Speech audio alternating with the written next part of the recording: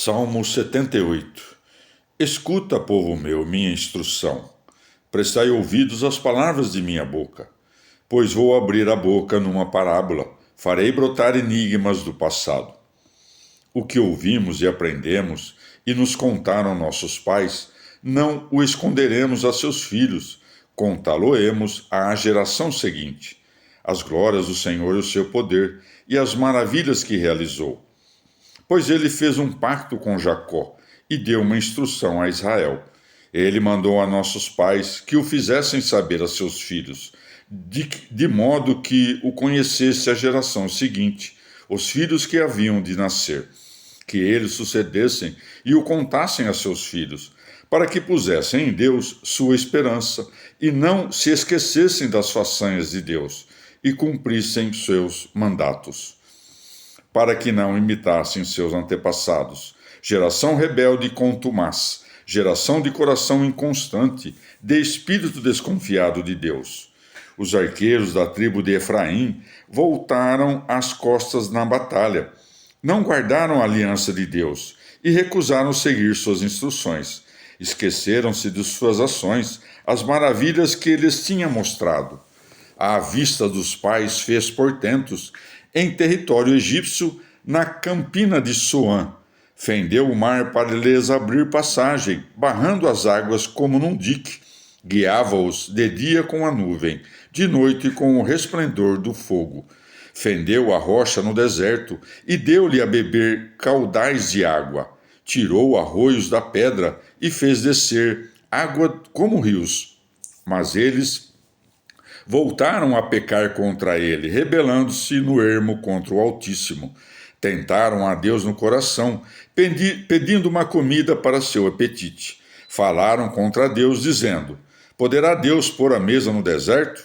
É verdade, golpeou a rocha, brotou água e se desbordou em torrentes.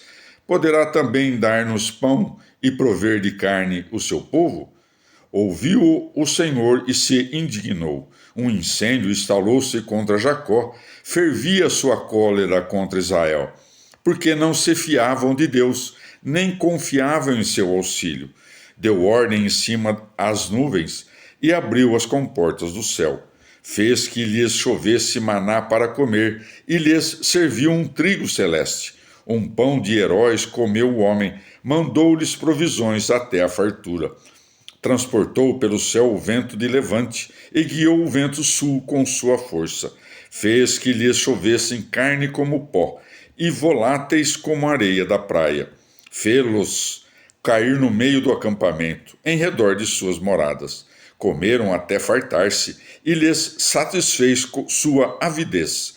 Com a avidez apenas saciada, com a comida ainda na boca, a ira de Deus ferveu contra eles. Deu morte aos mais robustos e dobrou a flor de Israel.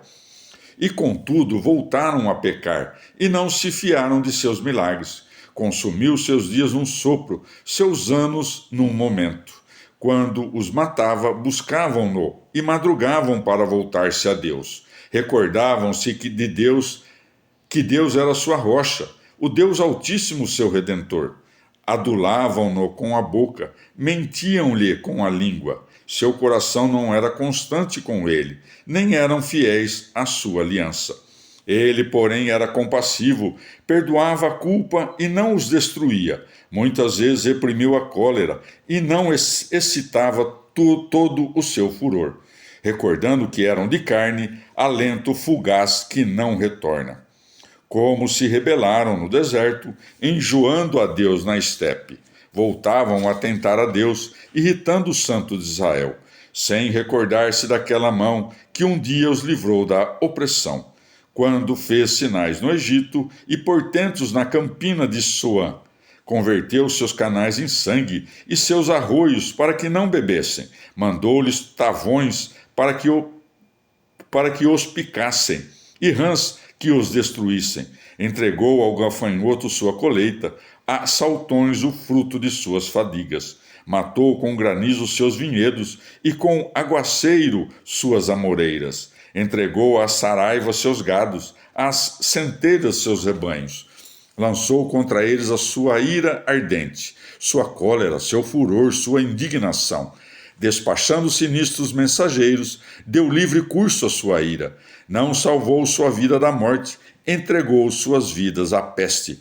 Feriu os primogênitos no Egito, as primícias da virilidade nas tendas de Cã. Tirou como um rebanho a seu povo, guiou-os como um redil pelo deserto. Conduziu-os seguros sem alarmes, enquanto o mar cobria seus inimigos. Fê-los entrar pela santa fronteira, ao monte que sua destra adquirira. Tirou-os de diante dos povos, atribuiu-lhes por sorte sua herança, instalou em suas tendas as tribos de Israel. Mas eles tentaram ao Deus Altíssimo, rebelaram-se e não guardaram seus preceitos. Desertaram, atraiçoaram como seus pais, falharam como arco enganoso. Irritavam-no com seus outeiros, com seus ídolos lhe davam ciúmes. Deus ouviu e se indignou e rejeitou gravemente a Israel. Arrancou a morada de Sião, a tenda que instalara entre os homens. Abandonou seus valentes ao cativeiro, seu orgulho à mão inimiga. Entregou seu povo à espada, indignado com sua herança. Aos jovens devorava o fogo, para as donzelas não havia galanteios. Seus sacerdotes caíam à espada e as viúvas não os choravam. Despertou-se como de um sono o Senhor, como soldado aturdido pelo vinho.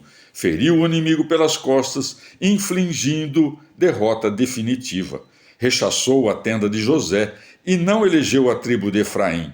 Elegeu a tribo de Judá e o monte Sião, seu preferido.